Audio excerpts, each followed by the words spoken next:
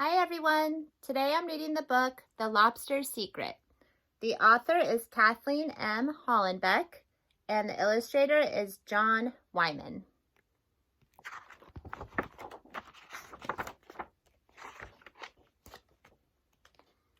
The last rays of sun stretch across the rippling sea. A faded red buoy bobs lazily over the waves. Seagulls call out overhead. Now and then they lunge down to catch fish for their supper. Some have already found rest on the rocky Maine shore. Darkness falls on this late summer night. On the surface, the ocean seems peaceful and ready for rest. Yet deep in the darkness below, creatures of the night begin to stir.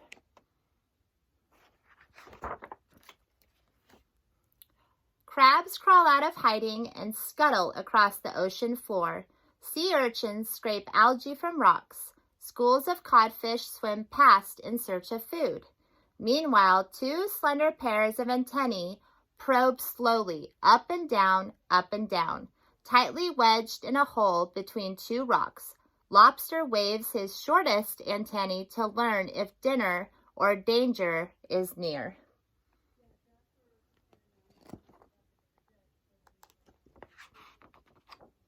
Here's his antennae right here.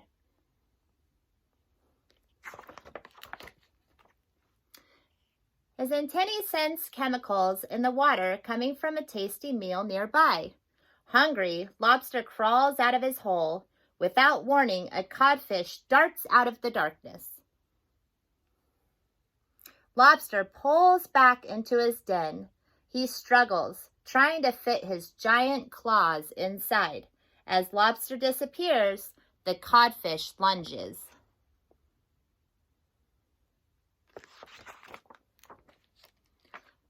Sharp teeth gnashing, the codfish squeezes into Lobster's home. Lobster presses against the rocks that form his den, snapping his claws at the intruder and ready for a fight. As the codfish closes in, the rocks fall away behind Lobster. He backs out into the open sea and away from his enemy.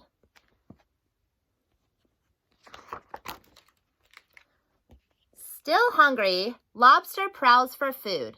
Again, his antennae sense food. Antennae waving, Lobster follows the trail. On 4 pairs of legs, he walks across the ocean floor. His tiny eyes sway, yet the ends of tall stalks. They see only shadows. Lobster feels mud, rocks, and plants with his claws, legs, and longest antenna. Tiny hairs line these body parts, touching and tasting Lobster's world.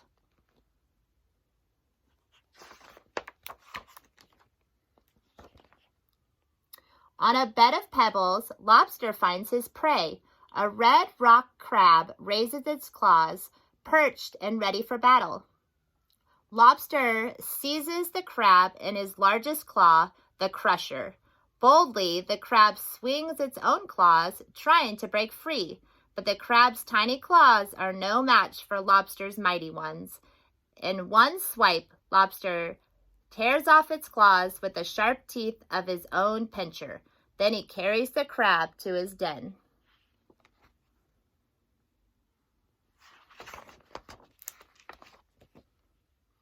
After eating the crab, Lobster rests. He will need strength for the change that will soon take place. It is time for Lobster to molt. He will cast off his old shell and grow. As Lobster molts, the back of his hard shell splits down the center. Lobster rolls onto his side and bends his body in half. Little by little, he pulls his body out of the cracked shell.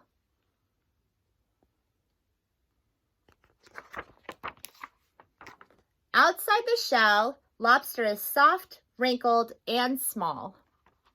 There he is. At once, he begins to drink water from the sea. He draws more water into his body through his gills. Lobster swells with water until his body is larger than before. A soft new shell has already begun to form.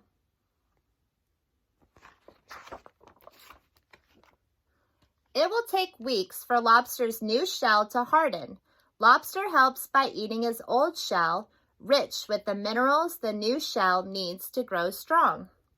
Lobster rests in the safety of his den. He must hide from his enemies. His new shell is too soft to protect him. After several days, Lobster's shell is still soft, but now it looks hard and strong. Enemies will not know his secret. He ventures out of the den.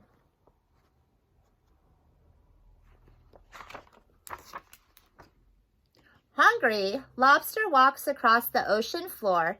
His antennae lead him to a large wooden cage, a lobster trap. The food he senses is the bait inside. Lobster climbs onto the netting at one end of the trap.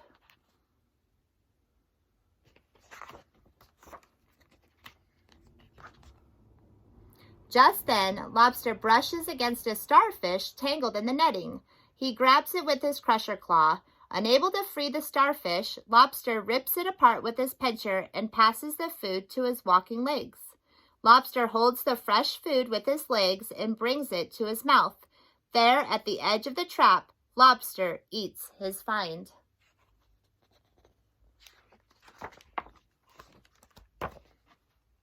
His antennae still sense the tasty bait, but Lobster is satisfied. He steps back onto the ocean floor. Suddenly, a sculpin lunges at him. Lobster jumps up, thrusts his antennae back over his head, and draws his walking legs in toward his body. Rapidly flexing his tail, he speeds backwards through the water. Lobster's eyes face backwards as he races. They help him find a hole among boulders, and he slips in easily.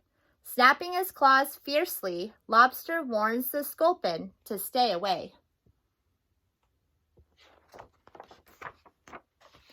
The sculpin gives up, and Lobster is alone. Tired, he wedges himself further inside the small hole. Drawing his claws close to his body, Lobster rests.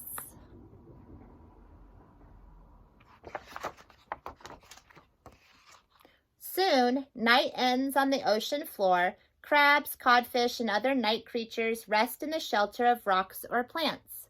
Safe in his hideaway, Lobster waits for night to come again. In a few weeks, Lobster's shell will be truly hard and strong, but for now, his secret must be kept safe from his enemies until he is once again a fierce and sturdy creature of the sea.